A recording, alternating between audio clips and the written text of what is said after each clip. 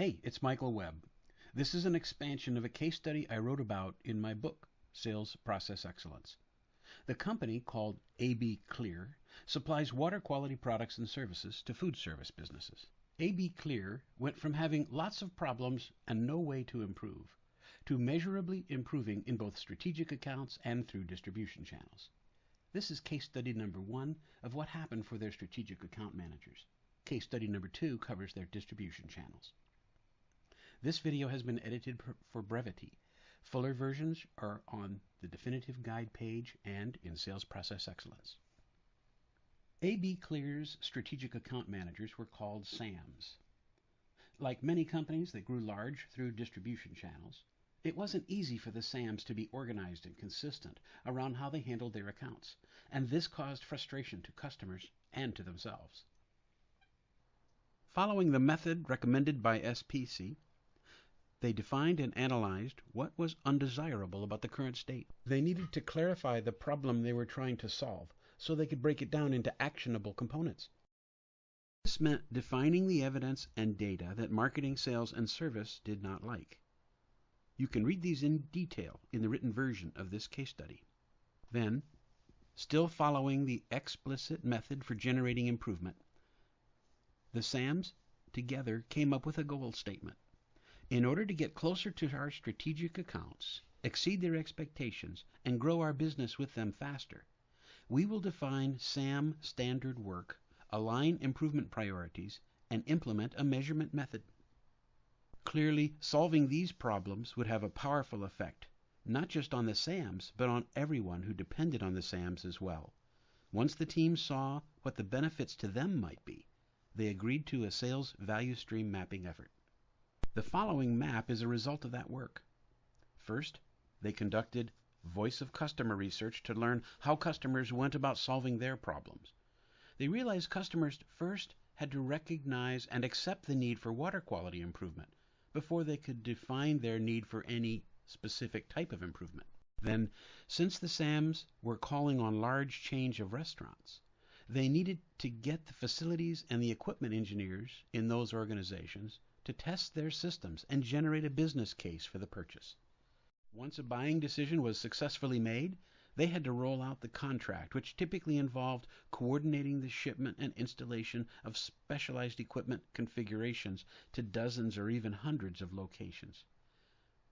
When all this work was completed, the SAMs realized some important things. First, they had assumed all customers wanted to hear about water quality. This was a mistake.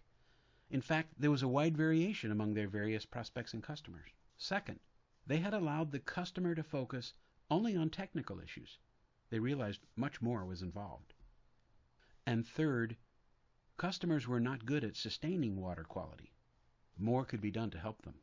In order to do that, they worked their way through the daily work the team pursued to find qualified prospects, win new contracts, and service the accounts.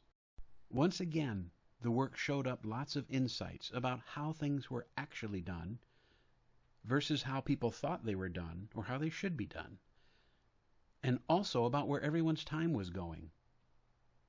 The big elephant in the room, the thing that seemed too embarrassing to admit, was that the entire team agreed 90% of the SAM's time was clearly being spent on the keeping phase. Why? Because although large accounts wanted to go direct, the company did not have the internal structures or methods to do what distributors had traditionally done. With that as a foundation, it was clear no outside sales training or CRM or anything else would make things better. Instead, the places where improvements were needed jumped out as shown as explosions on the diagram. What remained was for them to implement these improvements. Clearly, the first priority was to fix the bottleneck in the keeping phase. That would free up the SAM's time so they could work on finding and winning. They devoted time in each weekly sales meeting, pursuing the improvements, following the method provided by SPC. 2 months after their first Kaizen event, Kevin, the general manager, was able to approve a headcount for adding an inside salesperson to support the SAM team. From May through June, a subset of the SAMs worked through weekly meetings to develop their first handoff package. This enabled order requirements to be more easily and consistently communicated to project managers and customer service people. Through the summer, a different cross-functional team developed a new approach to service level agreements. Then, in October, the original team met again to improve qualification criteria and began lead generation efforts. Business results were excellent.